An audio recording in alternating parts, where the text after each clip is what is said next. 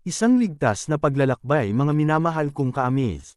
Alas 4 ng madaling araw nang bumukas ang talukap ng aking mga mata, agad bumangon upang ihanda ang sarili para sa isang paglalakbay dagat patawid sa bayan kung sinilangan kung saan gaganapin ang mahalagang araw ng pag-alaala sa aming tiya.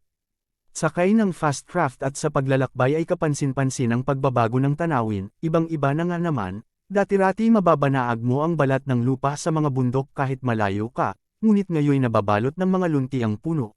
Marahil wala nang nagbubukid, kung meron man mangilan-ngilan na lang, naglalakihang mga bahay mga gusali, naggagandahang beaches at factory, maaliwalas sa loob ng barko dahil sa hangin nanggagaling sa nakasiwang na bintana. Banayad at may mumunting alon na lumalaro sa aming sinasakyan.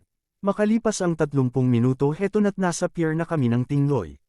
Nakarating din sa bahay. Maalinsangan ang panahon na lalong nagpapatindi ng init. Di magkamayaw ang mga dumalo at syempre nagpangita ang magkakamag-anak, kapatid, pinsan at kaibigan na matagal nang di nagkita.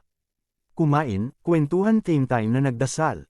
Sumapit ang alas 12 ng tanghali kaagad nang niligpit ang mga natirang pagkain at ipinamigay sa mga nagsidalo dahil ito'y isang pamahiin, nilinis ang paligid at mga kagamitang ginamit. Umuwing may galak sa puso ang bawat isa. Yan lang mga ka-amaze, thank you po at pinagpalang araw sa ating lahat.